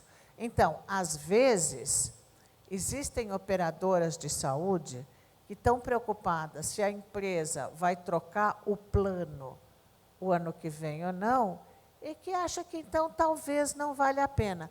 hoje em dia existe um movimento por parte de empresas mesmo, no sentido de trabalhar com o assunto saúde populacional, e aí elas desenvolvem, por exemplo, campanhas, como a doutora Thais falou, antitabágicas, de estímulo ao exercício, até de pagamento conjunto ou de subsídio à academia ou coisa que o valha.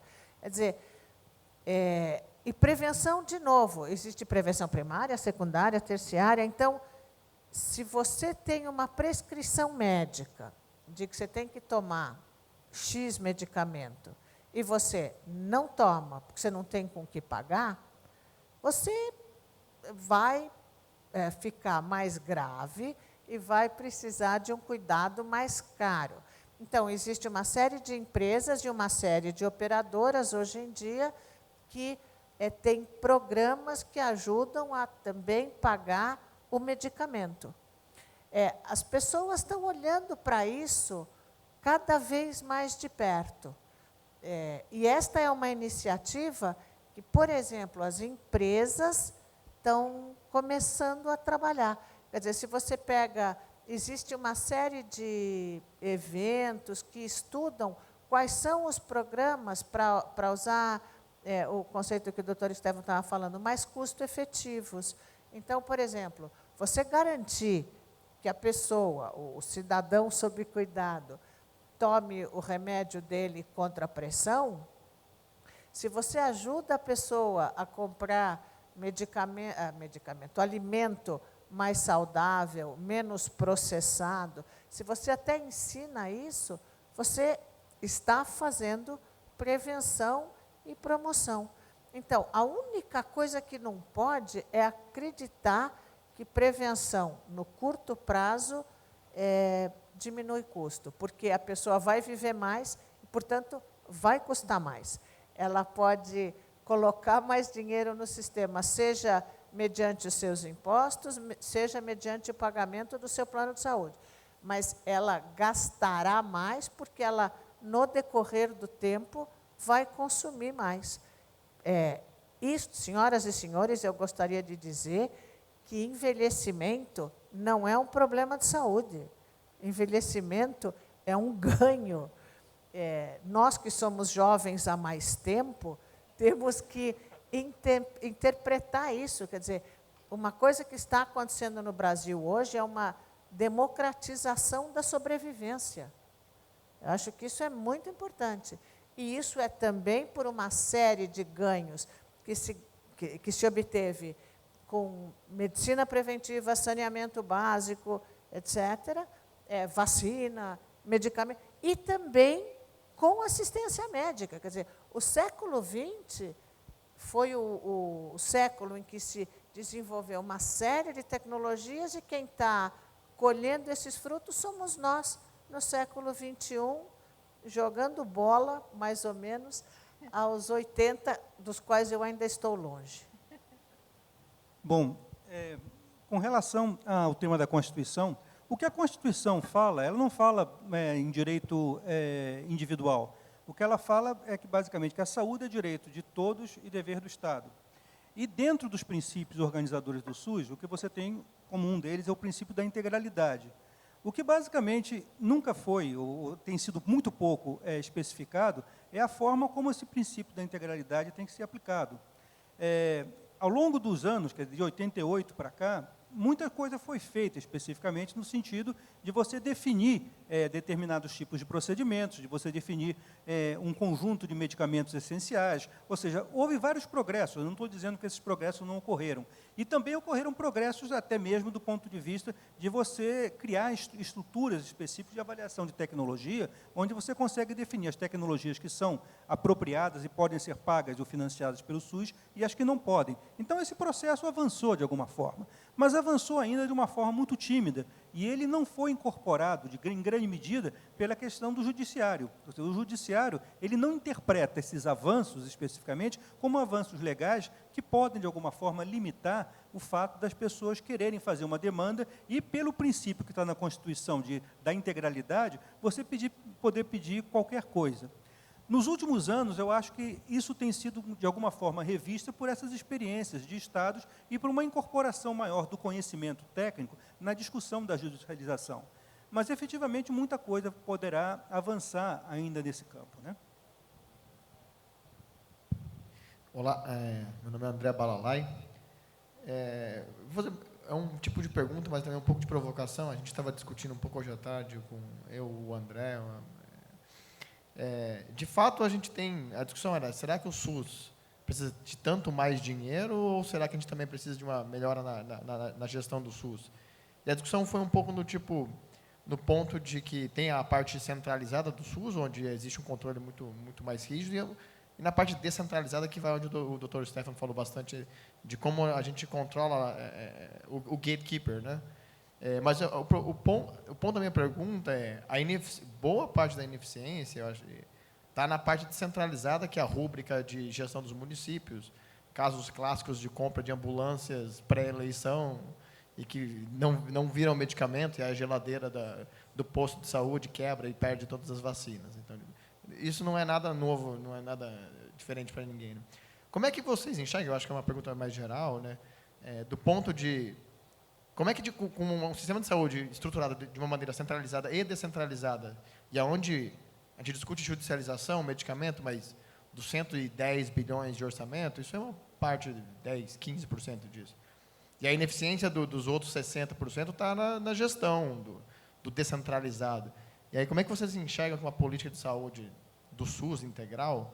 Como é que a gente consegue gerenciar políticas, regulação? Que tipo de mecanismo vocês enxergam que possa garantir que, por mais que a receita cresça, ela seja eficiente, né? Eu vou começar porque sim, tá?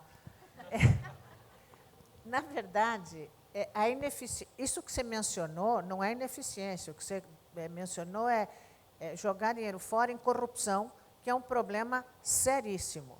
Mas isto não é ineficiência, pelo contrário, é eficiência de quem está nesse mercado de corrupção, que precisa saber fazer. Ineficiência tem a ver com, por exemplo, pesquisas que a gente faz no GV Saúde, na pós-graduação, de como não se usa conhecimento básico de administração para gerenciar serviços públicos e serviços privados, não se tem sistema de informação que permite tomar conta dos recursos que existem e que o dinheiro jorra e vai para o ralo. Quer dizer, as operadoras, por exemplo, assim como o SUS, fazem auditoria, mas auditam o que está escrito ali, porque o que não está escrito é quase como dizia o Chico Buarque, a dor da gente não sai no jornal. Então, tem um monte de coisa que não é feita na gestão que poderia. Quer dizer, só para dar um exemplo, uma aluna minha defendeu no começo desse ano uma tese de doutorado, onde ela estudou hospitais privados, que, em tese, deveriam gerenciar leito, que é o recurso deles, e não gerenciam leito porque tem doutor que é dono de leito, não tem sistema de informação que te permite saber o que está indo, não tomam conta de protocolo, dizendo que se você está internando com isso, então você, em média, vai ficar lá 3 dias, e aí avisa a família para vir buscar o cara. Então, assim, tudo isso existe. E tudo isso, o que é pior, está disponível. Mas, olha, faz 15 anos ou mais que eu estudo o sistema de saúde, toda vez que eu vou, ou no SUS, ou no privado, para estudar alguma coisa, e falta sistema de informação, por exemplo, não, mas agora nós estamos implantando. Se eu ganhasse R$1, por quantas vezes eu ouvi isso, eu ia estar certamente bem mais rica. Querem acrescentar? Não, sim, eu acho que, complementando um pouco o que a Ana Maria falou, eu acho que, basicamente, o grande problema que a gente tem é justamente essa questão de não utilizar o melhor do conhecimento que você pode ter para poder fazer com que você tenha ganhos de eficiência. Isso se dá especificamente em todos os processos. Nós estávamos discutindo isso hoje, por exemplo, na questão do caso de câncer, e eu dei aquele exemplo da Unimed, né, que a Unimed Belo Horizonte fez uma pesquisa muito interessante em 2012, onde eles pegaram 470 casos, né, de câncer no estadiamento 3 e 4, né, e com eles descobriram que eles gastaram, nesses casos, 35 milhões de reais. Aí eles, utilizando os próprios dados da Unimed, em termos de custos, eles colocaram que se esses casos de estadiamento 3 e 4, né, tivessem sido identificados em estadiamentos anteriores, 1 e 2, eles teriam gasto mais ou menos em torno de 5 milhões de reais, ou seja, na verdade, 7 vezes menos.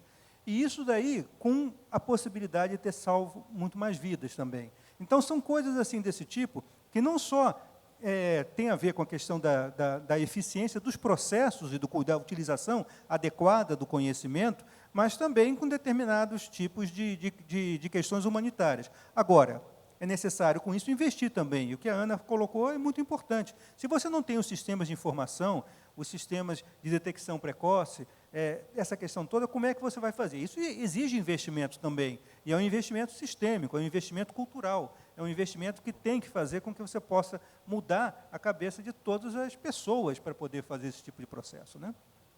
E veja, acho que tem uma outra questão que é da ordem da centralidade do sistema, não tanto periférica, mas há conflitos na institucionalidade dentro do próprio sistema de saúde que em outros sistemas não deveriam haver, ou deveria haver uma institucionalidade mais organizada, pensando nas políticas de gestão e como elas chegam na ponta, que, na verdade, dentro do Sistema Único de Saúde, ficam um pouco mais frouxas. Por exemplo, tem sistemas de saúde universais que elegeram uma autarquia, espécie de autarquia, um instituto, que são os Institutos Nacionais de Cuidado e Excelência em Saúde, que tem na Espanha, tem na Inglaterra, em que produzem políticas, não são políticas verticais, porque as políticas verticais também podem aumentar a demanda pelo sistema, podem criar conflitos como a judicialização, mas eles norteiam como a política de saúde, como incorporação tecnológica,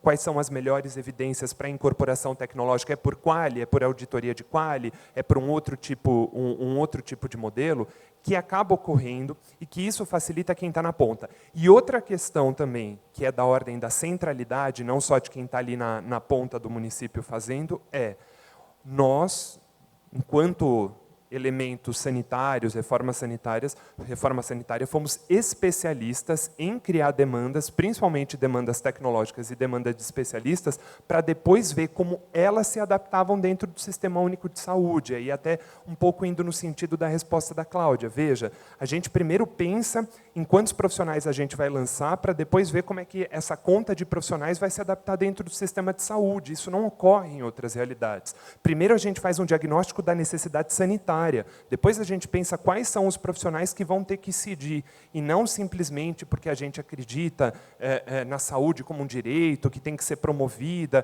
e que ter um profissional X seria interessante, então a gente começa a formar profissionais X, e faz projetos de pesquisas individuais, e aí exige que depois o sistema compre e abrace e financie essa política que não tem efetividade, não tem evidência acumulada para ela. Então, há uma ordem que é da formação do profissional, e aí, enquanto médico, com certeza, essa crítica precisa ser feita. A gente desorganiza muito o sistema e cria muitas demandas e faz com que haja esse conflito e não valoriza a boa gestão e não valoriza as boas evidências justamente por isso.